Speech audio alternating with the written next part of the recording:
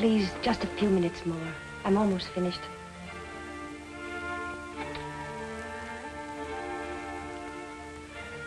Will you please give this letter to the warden? It's for Mr. Finch. I will.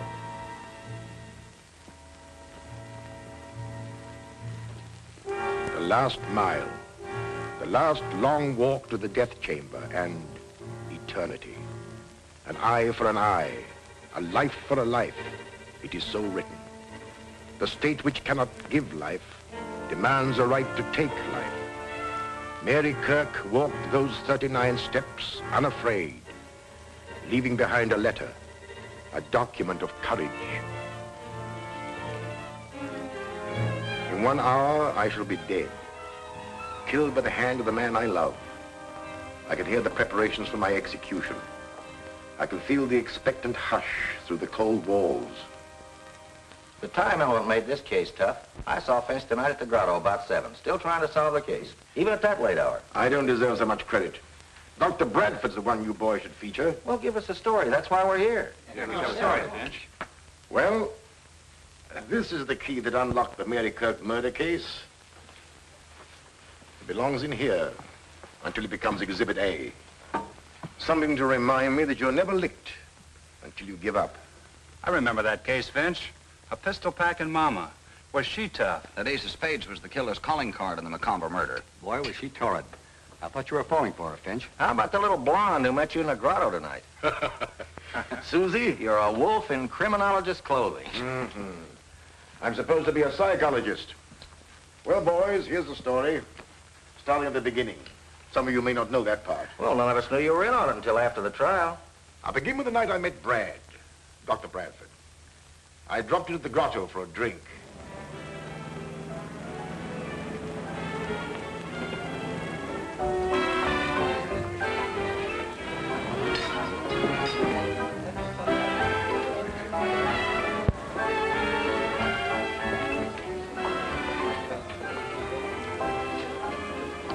Bourbon and soda, please. No ice. So after all that, what could I do? I just had to accept the mink coat.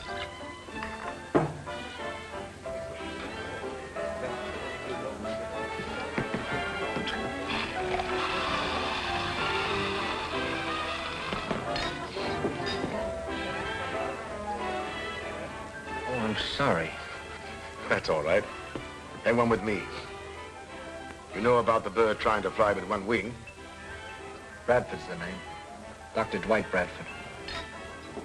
When I had friends, they called me Brad. My name is Finch. Waiter.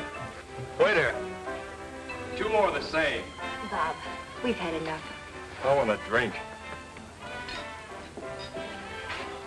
Put that thing down and get me a drink.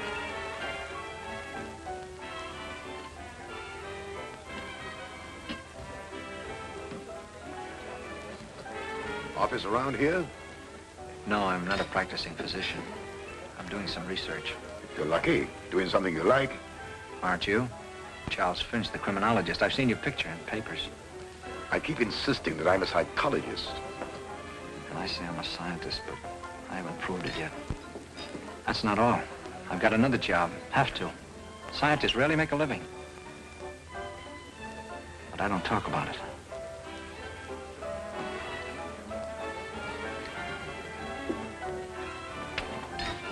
Oh, please, Bob. I wish you wouldn't. Oh, let me alone. Oh, look! You all right?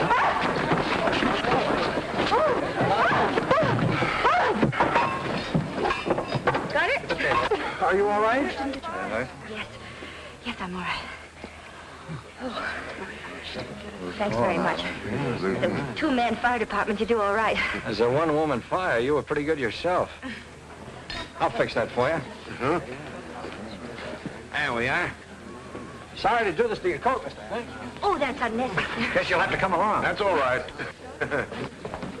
You better go back and finish your drink. Here. Excuse me. Good night. The fire department's taking me home. Oh.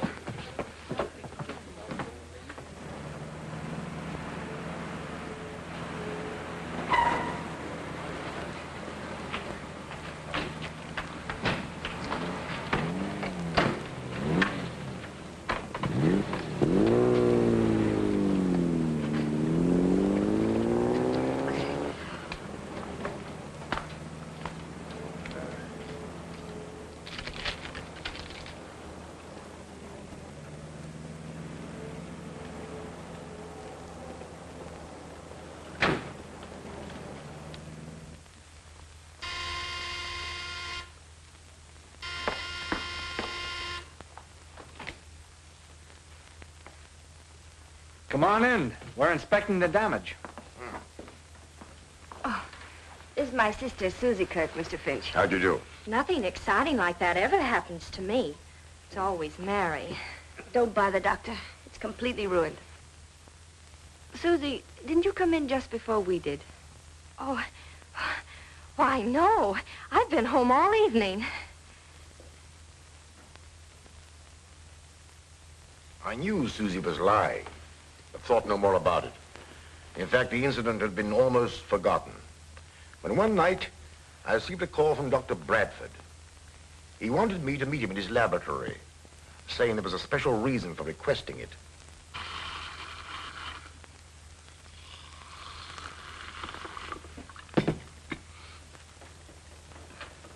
Mr. Finch, I wanted to tell you some of the things I'm doing. Bourbon and soda, isn't it? And no ice? And no ice. Pardon me.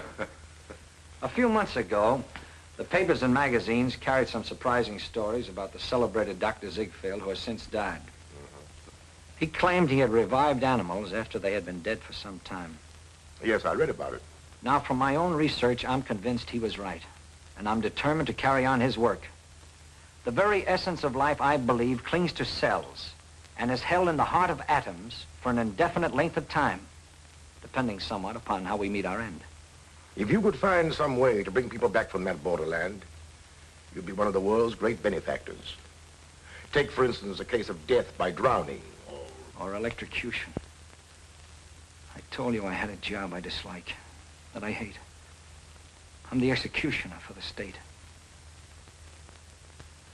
I'm the man who throws the switch to kill those condemned to die.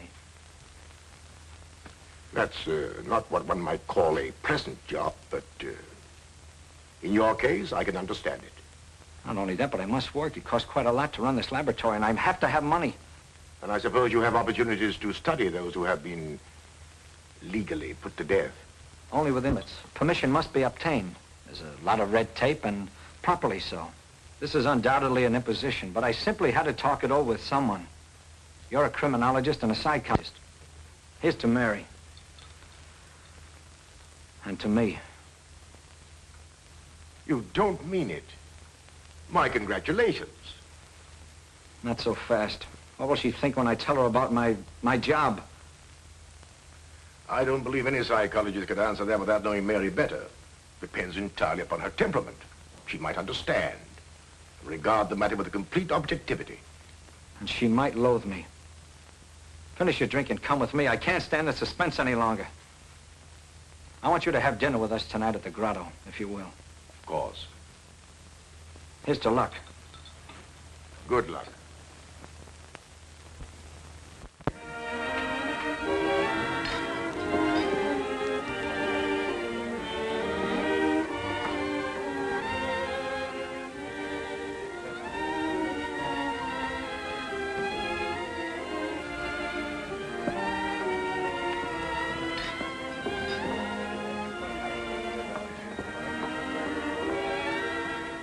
Sorry to be late. How are you, Mr. Finch? Glad to see you again. A man named Richard was telephoning Susie, and he was so insistent that I was trying to find out where she was. Did you leave a message for her? Yes, I did. I left word where she could find me. Mary,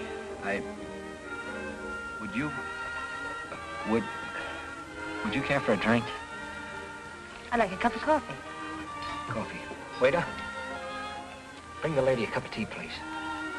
I said coffee. Coffee. She said coffee. Mary, this is probably the strangest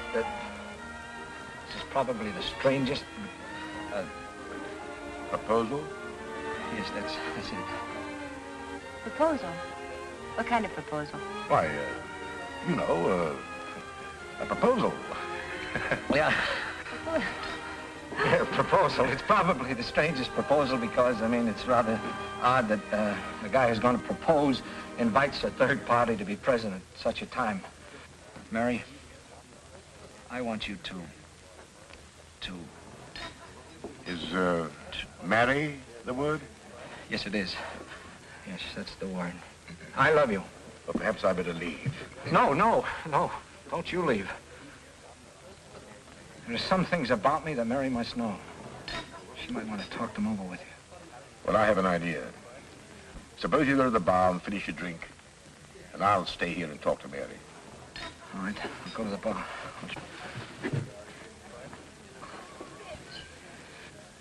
Give me a high rye ball. There are a lot of high rye balls. How about a German with ginger ale? German, then. German.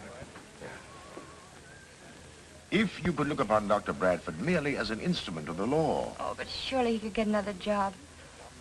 If he loves me. He does love you. And we might get him another job, as you suggest. In fact, I already have an idea that might work out. But, Mary, try to understand that his chief reason for holding this position is because through his prison association, he had opportunities for investigation. Oh, but I couldn't, Finch. I simply couldn't. Look, he'd be leaving me at night, and I'd wait, watching the clock, knowing that when the hour came, Brad would... Oh, I couldn't.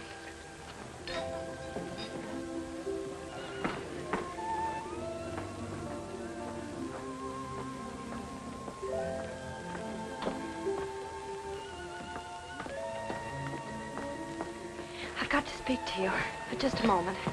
Excuse me. What happened? I'll be right back. Did you tell her? Yes. What did she say?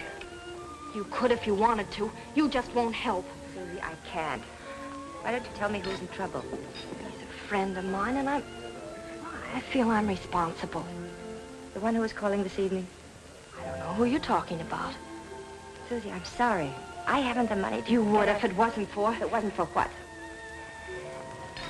Nothing.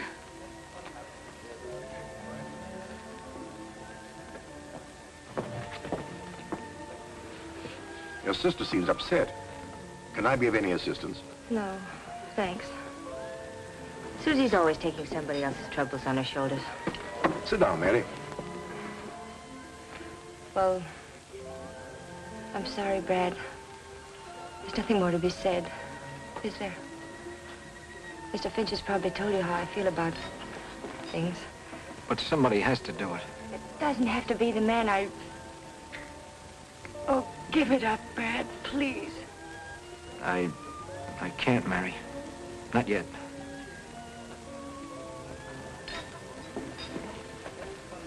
Take me home, Brad.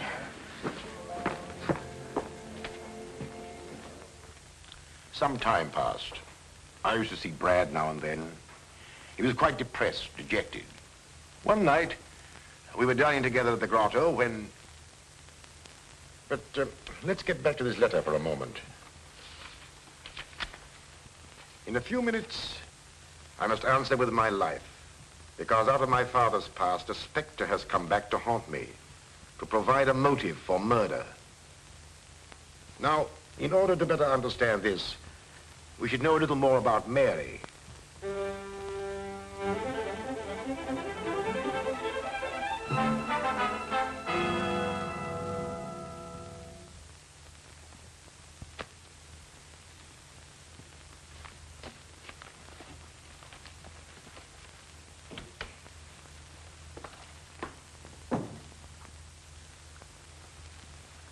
Yes, all right.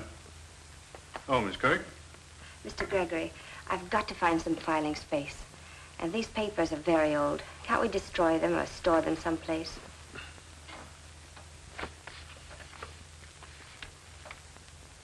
My, Tom Logan. I was too smart for that crook. I was appointed head of the civic committee to clean up the city. Picked the right man, busted the racketeers in jig time. Logan was killed. That was a dozen years ago. How'd you know that? The complaint stated. Oh, of course. I thought you were too young to remember. About the age of Tom Logan's oldest girl, I should guess. Then there was a younger one. Mother died when she was born. I tried to find them both, plunk them in a reform school. But some relative of the mother's took her out of the state. Two little crooks, I suppose. Couldn't be anything else. Blood will tell. I pride myself on the fact that everyone working for me in my bank comes from the right people. I've personally examined their backgrounds and know they can all be trusted. What about me? You're the one exception. However, Frank Ross, my oldest friend, recommended you. His word's good enough for me. You've been with me for 5 years, and you wouldn't be in this confidential position if you hadn't shown the right stuff. Thank you, Mr. Gregory. What about the papers? You can get rid of them. No use of cluttering up things with these records. I've got a whole scrap of newspaper clippings at home. I'll take care of these the first thing in the morning. And if there's nothing more, I'll go home now. All right, good night.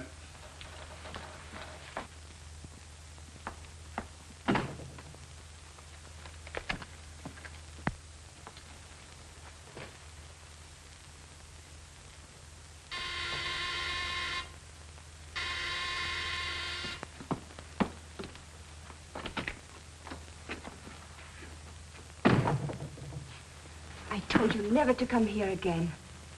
I don't want Susie to know. Ah, slow down. I got good news for you. I'm leaving town. I'm taking up a little collection from some of my friends and thought maybe you'd like to contribute. I haven't got much. You've taken almost I helped everything. Tom Logan plenty when the going was rough. And that's something you wouldn't want me to tell Mr. Gregory. But think it over. It'd be worth a lot to you, wouldn't it, if you never saw me again?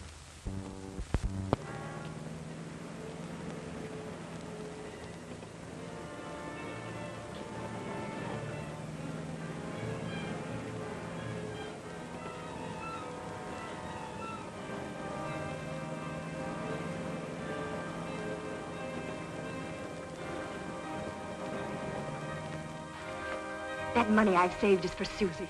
Her education. She's going to college this fall. Susie can go to work. I've got to have 500 more, and then I'll never come back. You can tell Mr. Gregory if you want. Everything!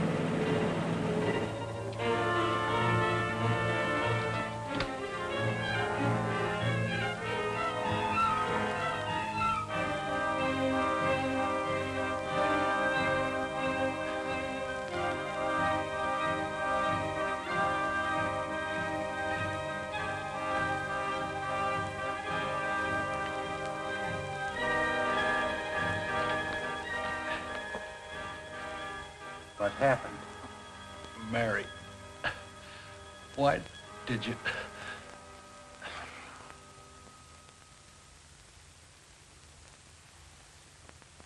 He says somebody named Mary done it.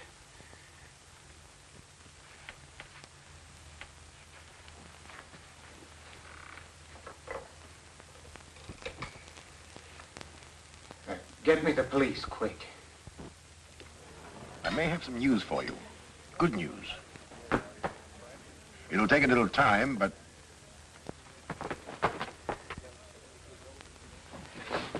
Mary, what's happened? Oh, I was hoping I could find you here. Something dreadful's happened. Please come with me right now. You say you found the man before he died, and he said something about this girl. He said, Mary, why did you? Who was the man? Who was he, Mary? You better tell us. The police can find out.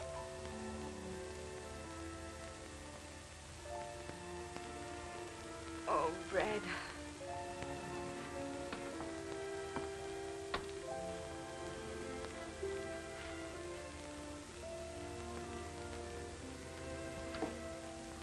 Who are you? She's my sister, Suzanne. What do you know about the man that was murdered here tonight? Was it that blackmailer?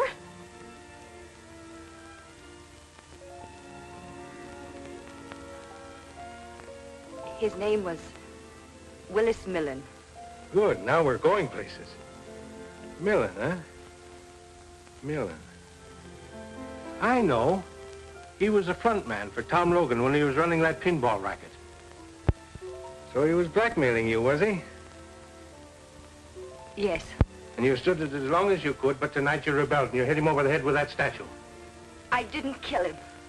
I wasn't even in the room. Brad, you believe me, don't you? Of course I do. We'll get your fingerprints off that statue. You'd rather expect to find her fingerprints on it, wouldn't you? This is her home. You know, every so often we bump into you, Charlie Finch. You've probably forgotten that I have a couple of witnesses who saw her hit him over the head.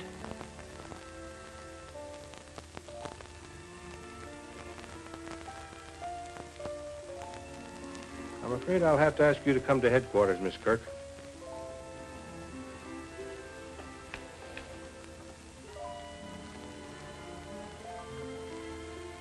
Have you found any other clues? I didn't search the place. One of the boys did. He didn't find anything. This isn't one of those tough cases that depends on clues. Perhaps. In my experience is there's no such thing as a sure conviction, not even when there's a confession. The girl claims she didn't do it. Perhaps you'll need a key to unlock a mystery before you're through, Sergeant. It'll take more than a key to get her out of jail.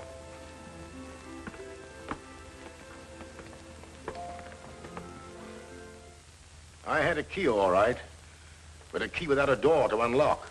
It wasn't difficult to find out where Millen lived, but the key didn't fit his lock. Then I questioned Susie regarding her boyfriends, and she was reticent. She was more than that, she was cagey. Sometimes I thought she didn't care what happened to Mary. Then one day, I discovered a thumbprint on the key, which matched exactly with one I had found on the statue. There were plenty of Mary's prints there, so they disregarded the only important one. Mr. Gregory, of course, will always believe that I'm guilty. He will probably witness my execution with a smile. Well, he won't have long to wait. They will come for me soon now. I went to see Gregory. Your interest in this case, Mr. Finch, is, in my opinion, entirely unwarranted. The shame and humiliation this has brought upon me is almost unbearable. I can't hold my head up again. I can understand your emotion, Mr. Gregory, but it's the girl who's going on trial for her life. Tom Logan's daughter. That's the bitter pill I have to swallow. If you could in some way help me to clear her, you'll be helping your own case at the same time. Feel? Well, being human, we feel very sorry for Mary Kirk. Much more to be said. I don't blame those people at the trial. It was all against me. I lived a nightmare of days.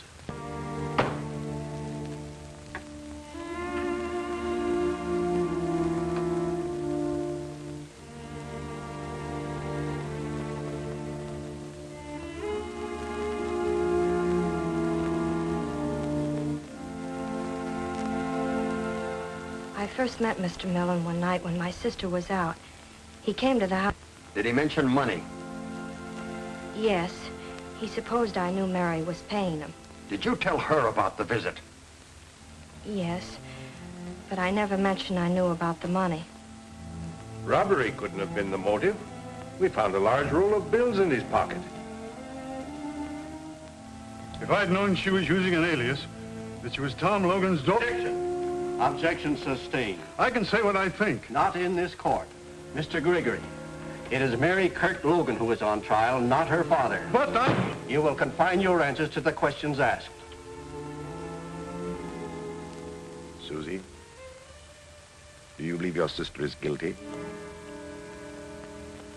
Yes. Why do you think that? I heard Mary threaten him once when I was in the bedroom and she didn't know it. Then I seen her bring something down over his head and he fell. You could identify her? You are sure it was the defendant? We went in. Yes, we know, Mr. Avery. But you mean to tell the judge and this jury that you could be sure it was the defendant? That the figures on the window shade were so distinct you couldn't be mistaken? I'm positive. I gotta believe my own eyes.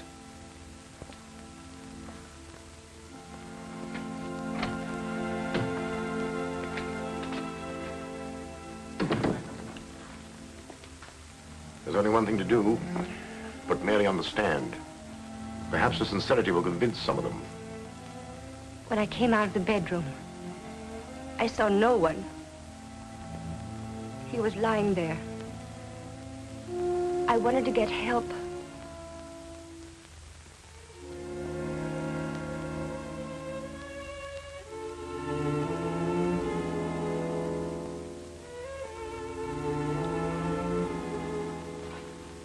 In all of my 16 years as attorney for this county, I've never tried a case so clear-cut. Everything is there. The alias under which the defendant was known, the blackmailer from out of her past, the growing desperation, the final demand, and the killing. Why should I waste your time pointing out the little things that go to prove her guilt? We've presented witnesses to the crime. This is a question of honesty. Human beings can be mistaken. 2 witnesses have sworn they identified the defendant. But it is possible, through the confusion of rapid action silhouetted on the window shade, that they could be wrong. I put the defendant on the witness stand so you could judge her honesty. If she were dishonest, she could have claimed Millen attacked her and she struck him in self-defense. She didn't claim it because she was telling the truth. We find the defendant guilty, as charged. On the night of April 15th at 11 o'clock,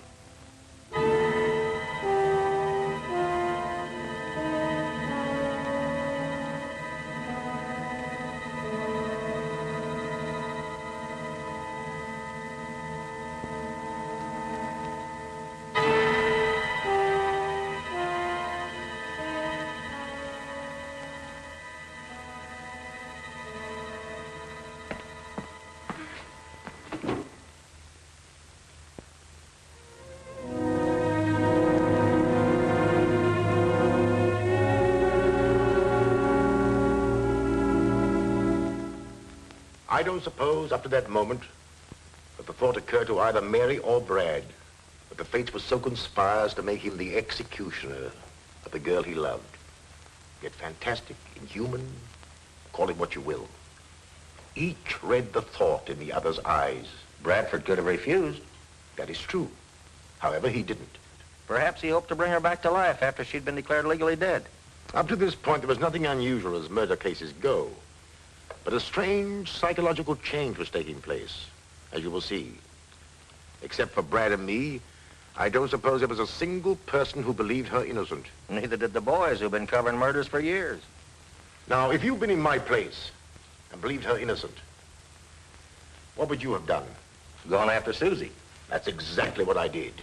Susie was an interesting psychological study. Although emotionally unstable, she was not vicious. Now, mind you, when I say Susie lied, she did. But she was convinced that Mary was guilty.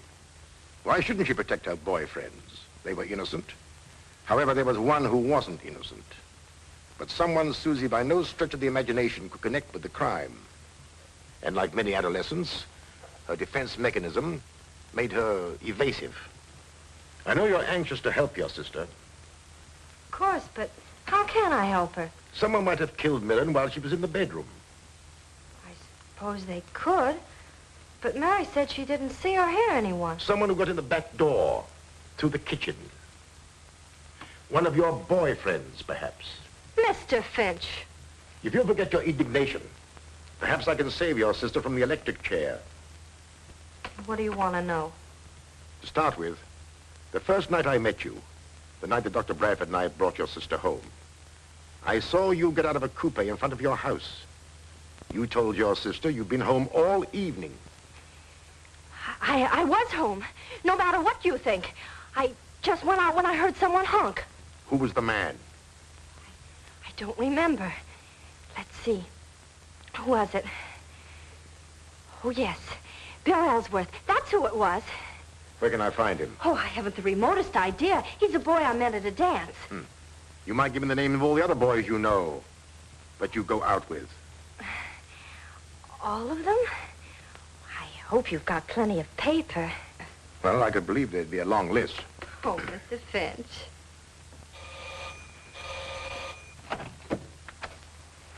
Good morning. Does Bill Ellsworth live here? He does when he's home, but he's been in South America for over a year. I thought so. Excuse me.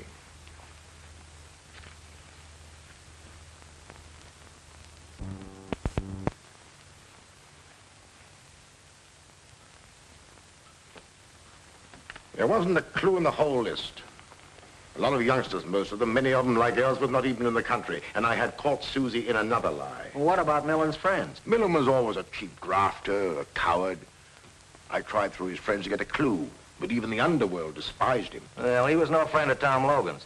And while we're on this subject, Gregor was out to make a name for himself. That's why he went after Logan and his pinball machine. To hear Gregory tell it, you'd think Mary's father was a gangster. He was running a legitimate business. To the city council banned the games. That was my chief reason for investigating Millen's friends. I hoped I might be able to hang something on Gregory. Well, as you know, there was an appeal. Motion for a new trial was denied. But anything to gain time. However, we lost. Once more, I went to see Mary.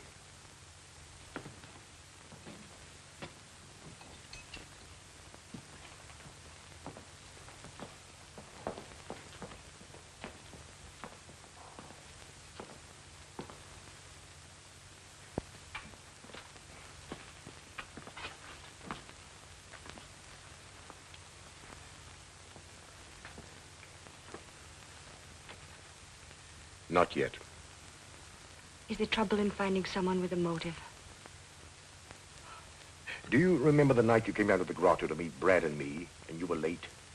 You said some man had been telephoning Susie.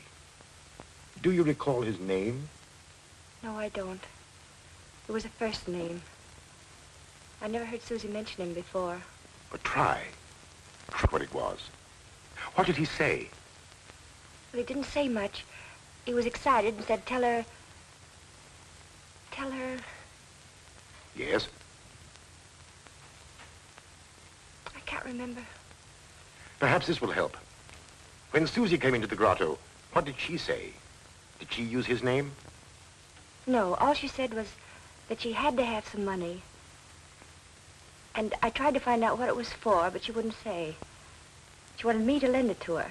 How much did she want? $1,000. Hmm. You and Brad were there at the time. I didn't feel I could pursue the subject. I just told her I couldn't let her have it. Someone, a man Susie knew, had to have $1,000. Maybe she'll remember that. I'll come again, Mary. Call me tonight, will you? Anything new from Finch? No. But he's still at it. And he's the best man in the country. It's good to have a friend like him. I wish I could help as much. If I could only do something. You've done everything anybody could. You know I love you, Mary. And you believe me, don't you? I do.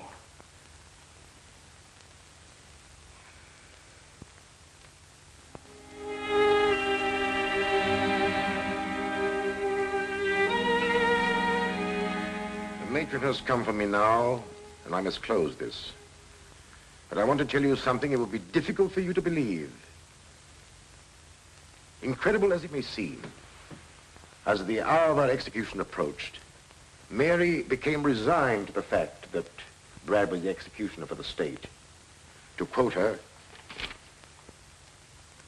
"I wanted to be Brad. I know now how the women of our western plains must have felt when facing death at the hands of savages." By a process of reasoning, she became to regard Brad, the executioner, as but one small cog in the machinery of the law by which he was doomed to die. The jurors that voted for conviction and the judge who passed sentence were far more responsible, in her opinion. Well, she's right, but who'd expect a woman to be that logical? That brings us to tonight. At the grotto. And Susie. The usual, no ice. Yeah, just the man I want to see. Any last-minute developments in the Mary Kirk case? Nothing. 7 o'clock. Guess the execution will come off on schedule. At 11. You asked me to meet you here? Oh, yes. And you're right on time. Come on. Let's find a booth. Finch is still trying. I talked to that little dame, and she doesn't know anything. And I mean anything. And coffee. Susie, I don't believe you are consciously sending your sister to the electric chair, but I am positive that you hold the key to the murder. If you bring that subject up again, I'll leave. You've lied to me several times. Whom are you protecting? Sit down. If you attempt to leave, I'll take you to jail for questioning. Jail? Yes, jail. Now, whom are you protecting? You're protecting someone, and I believe that that man killed Millen. I'm not protecting anyone. I've got a right to some privacy. Oh, do you think I'd keep anything back if I thought it would save Mary's life? Let me be the judge of that. Susie, seemingly unimportant things are sometimes of the greatest importance to the trained investigator. Of course you want to save Mary, but you're working on the assumption that she's guilty. You told me that. I don't believe she is. Oh, I'll tell you tomorrow everything I know. You'll see then how unimportant. Oh, please don't do that. It makes me nervous. Oh, of course. But tomorrow will be too late. I just happen to know something which doesn't concern anyone in the world but...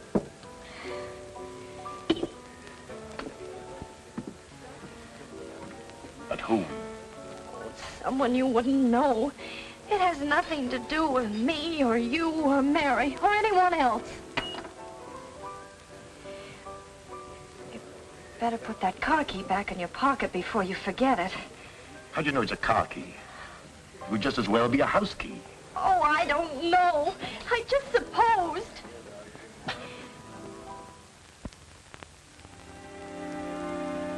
No message for me? No, sir. Mr. Finch hasn't telephoned. Not since early this afternoon. It was nice of him to give me hope. Nothing from... No, Doctor.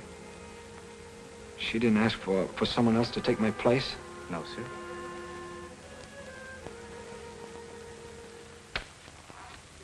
Susie, I'll let you keep your secret if you tell me the name of the man who was in the coupe. The one you said was Bill Ellsworth. I said that because it was none of your business. I never dreamed you'd check up on me. Who was it? That key belongs to the man who was in the coupe. I'm sure of it. What's his name?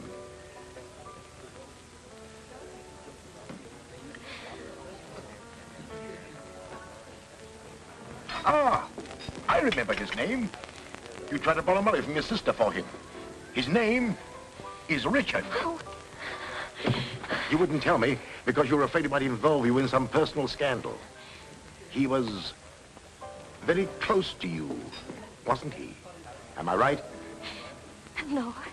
No. But I promise to keep you out of it, Susie. Look at it my way. Richard had a key to the back door. How did you know that? I didn't. You've just told me. Oh. Needing money desperately, he got into the kitchen. He saw the roll of bills that Millen had, and... He couldn't possibly have done it. I'm convinced that he did. Otherwise, how could his car key have been on your floor? Oh, how horrible. But it's too late. He's leaving town tonight. Alone? Or with somebody else? Oh, he wouldn't do that. Don't be too sure. Do you think we can find him, Susie? We can't. It's too late, I tell you. We can't. Come on. Let's try. Here's where he keeps his car. Is he getting away in it? Yes, that's what he said.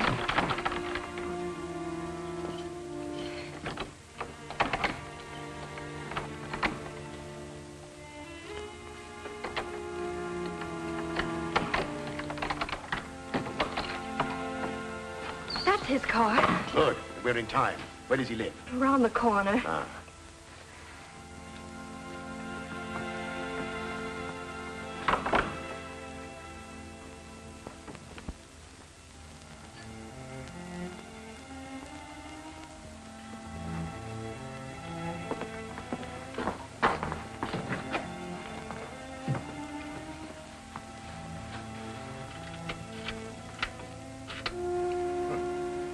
key fits all right. Now, there's nothing to do but wait. And pray. Pray that he comes in time.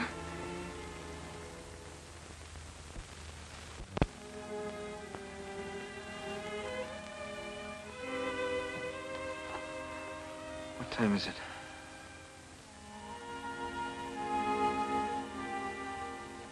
You've got half an hour.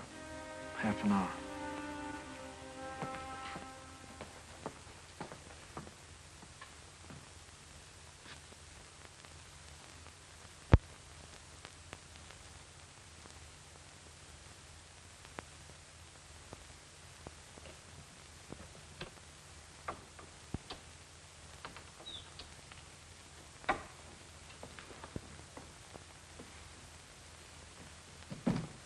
Richard. Susie. What are you doing here? I just had to see you before you left. I needn't have gone if you'd got me that money. Why didn't you grab Millen's money when you had a chance? Where were you? I protected you. Now you're deserting me. You're letting my sister die. Why, you... Stand where you are. All right, out. Quick.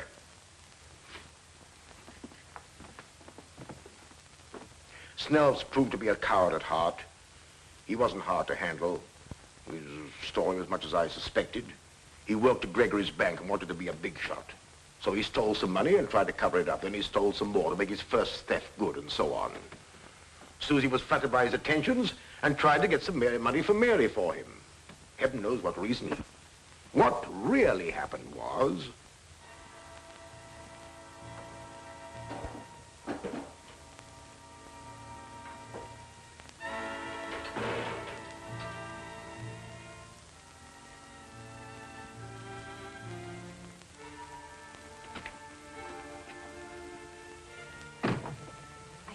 Never to come here again. I don't want Susie to know. Now, slow down. I got good news for you. I'm leaving town. I'm taking up a little collection from some of my friends and thought maybe you'd like to contribute. You've taken all I helped Tom Logan plenty when the going was tough. And that's something you wouldn't want me to tell Mr. Gregory. That money I've saved is for Susie. Her education. She's going to college this fall. Susie can go to work. I've got to have 500 more, and then I'll never come back. You can tell Mr. Gregory if you want to. Everything!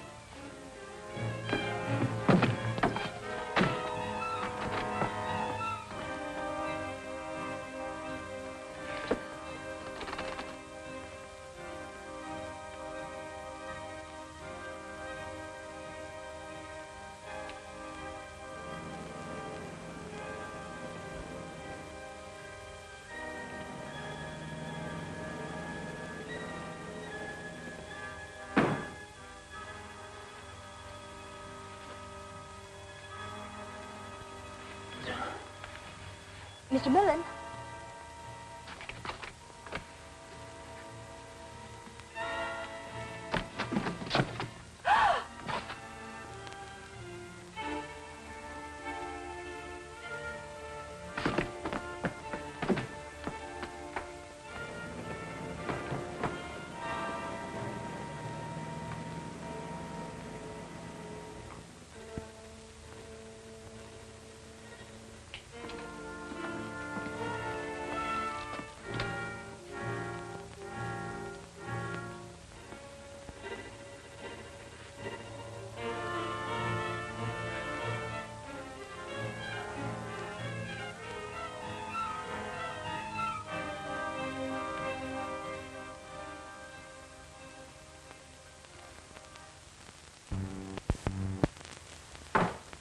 Until Gregory hears this. Hello? Get me Governor Harrison on the phone. What? And hurry. It's a matter of life and death. Try the executive mansion. He told me he needed... Hello? Out?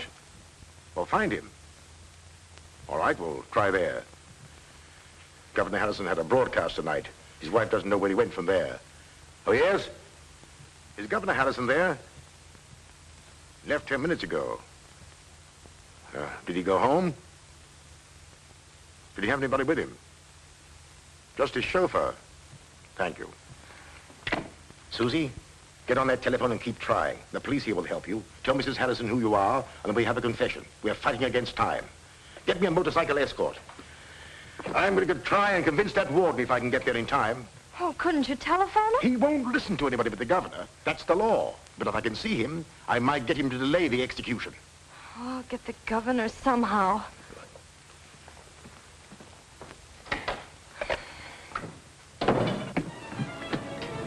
State prison.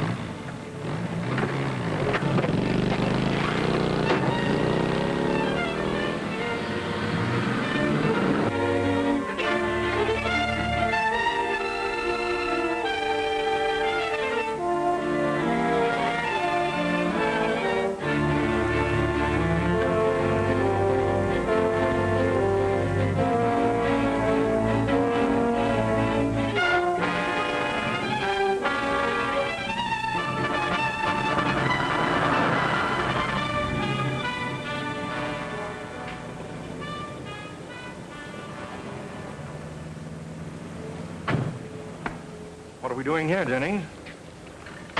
Oh, this is it? Good. It's not a very nice place for a governor to be seen, but it's... Tush, Jennings. Nice places, as you call them, never have the kind of sandwiches I like.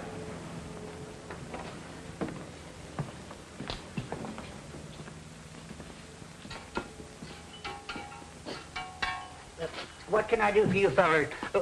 Oh, excuse me. I just listened to you on the radio, Governor Harrison. It sure was a swell speech. Thank you. Now, could you make us a couple of Denver sandwiches? Smothered in onion. I'll make you the best ones you ever eat.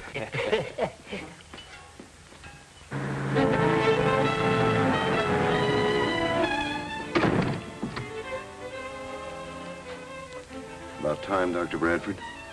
Yes, I know. Of course you know how I feel. How we all feel about it. Thank you.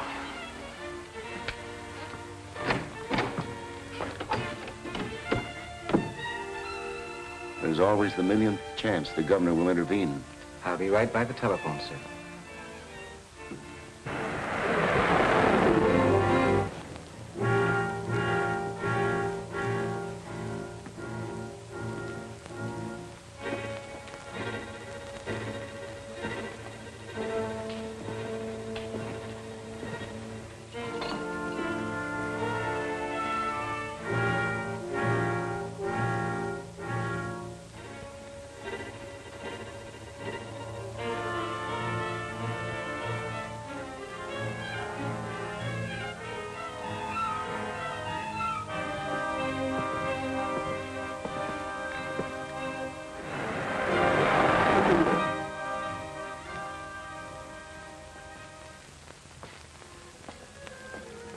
Late. Get on with it, Doctor. Come. No one wants to see that girl die. But the law says she must. No word from Finch? No. And none from the governor. She's innocent, Warden. You know she is. I believe she is, since coming to know her. But it's... We can't kill her. We can't. We have no choice. Maybe you have no choice. But I have. I'm not going to throw the switch until I hear from Finch. Think of the girl. You can't let her sit there waiting. It's torture. I can't. Pull yourself together. You're a doctor. I'm human. Listen, Warden, I thought I could. I refused to give up this job when she asked me to. This is different. I love her. I can't kill her. Law or no law. Stand aside. I'll throw the switch. No, you won't. No one will. I'll give you one more chance. If you refuse, I'll call the guards with orders to shoot. Call them. That'll give her a few more minutes. It'll take them some time to get me. Call them.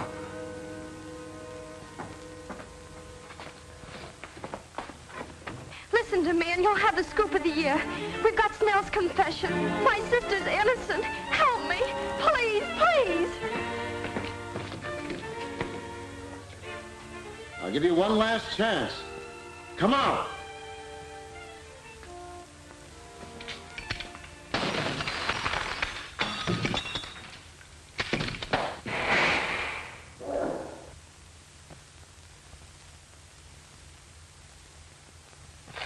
I'm glad you liked it, Governor.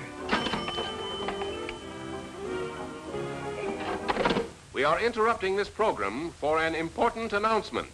We are trying to reach Governor Harrison. If Governor Harrison hears this, please call Warden Lewis at once. Snell, a bank teller, has confessed to the murder of Willis Millen. Mary Kirk Logan is innocent. Governor Harrison, please call Warden Lewis immediately.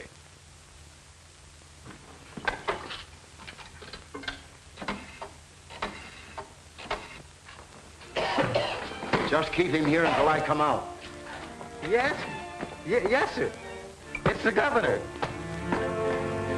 Stop, Warden! The governor has stayed the execution. A bank fellow by the name of Snell has confessed. The governor hasn't all the facts, but is satisfied it's so. Thank heaven Dr. Bradford saved her. Is the governor on the wire? Yes. Release her. Pull yourself together, Brad. And bring Mary to me as soon as you have her released. The warden gave me this when I was leaving. That letter'd be worth a nice piece of change to my paper. Sorry, Max. It doesn't belong to me.